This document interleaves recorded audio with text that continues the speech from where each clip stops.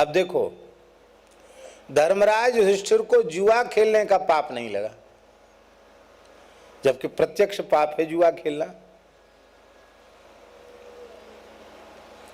जैसे आधा झूठ बोलने का पाप लगा तो जुआ खेलने का भी लगना चाहिए कि नहीं?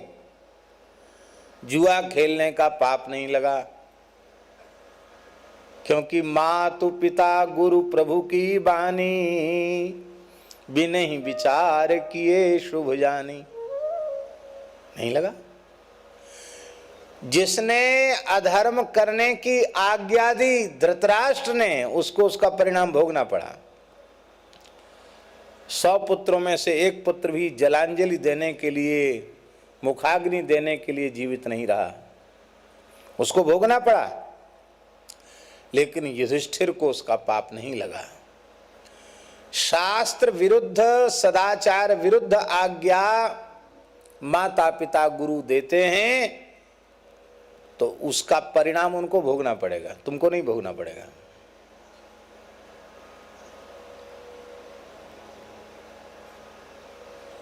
इसलिए कहा महाराज, धर्मस्य तत्वम निहितम गुहायाम। धर्म का तत्व तो कंदरा में छिपा हुआ है।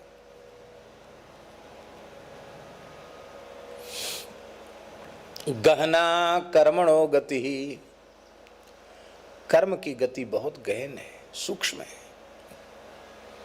इसलिए परीक्षित जी का प्रश्न है कि पाप कर्म से बचना बहुत अधिक कठिन है। कई बार तो ऐसा होता है कि मनुष्य को यह समझ आने में भी बहुत देरी लग जाती है कि यह पाप कर्म है। वर्तमान जो शिक्षा है उसमें धर्मशास्त्र का तो कहीं कोई स्थान है नहीं, सदाचार का स्थान है नहीं। तो अब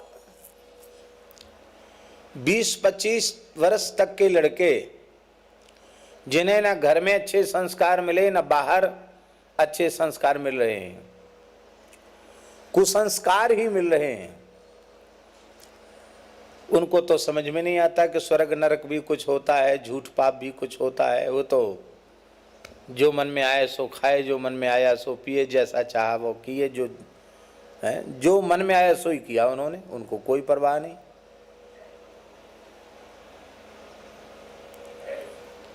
फिर बाद में जब सत्संग करते हैं तब उन्हें लगता है कि अरे हमने तो 20-25 वर्ष ऐसे ही बर्बाद कर दी। तब उनको लगता है। तो यह पाप कर्म हमसे बना, यह समझ आते आते भी बहुत विलंब हो जाता है।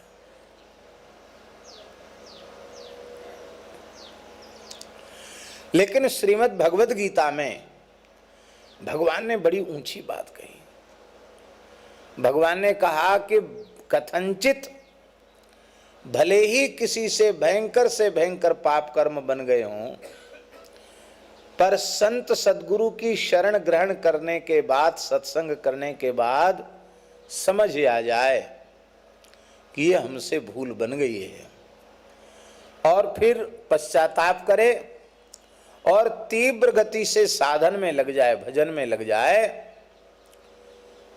तो फिर उसको उन पापों का परिणाम नहीं भोगना पड़ेगा। भगवान कह रहे हैं अपिचेत सुदुराचारो, दुराचारा नहीं सुदुराचार, अपिचेत सुदुराचारो भजते माम अनन्य भाग।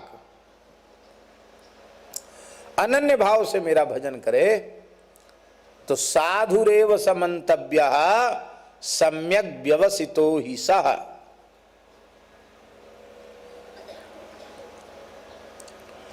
जगाई मधाई, उनसे कौन से पाप नहीं बने थे।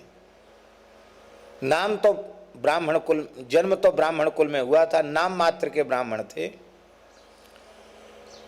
कैसे ब्राह्मण थे?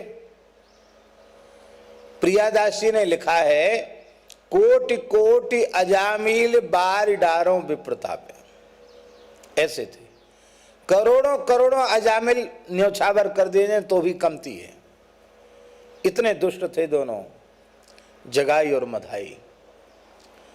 पर श्रीपाद नित्यानंद प्रभु की कृपा हो गई, श्री नामाचार्य हरिदास ठाकुर की कृपा हो गई, और इन दो महत्पुरुषों के माध्यम से महाप्रभु जी की कृपा हो गई।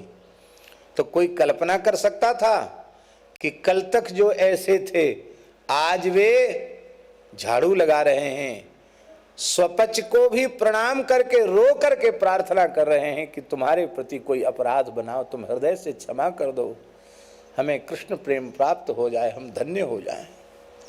उनकी दीनता को देखकर बड़े बड़े लोगों के हृदय पिघलने लग जाते थे। महाप्रभु जी ने तो यहां तक कह दिया, इनके पूर्व पापों का स्मरण करके इनसे कोई घृणा करेगा, इनकी निंदा करेगा, तो वह भगवत कृष्ण प्रेम से वंचित हो जाएगा, उसको वैष्णवापराध लगेगा। आप सोचो,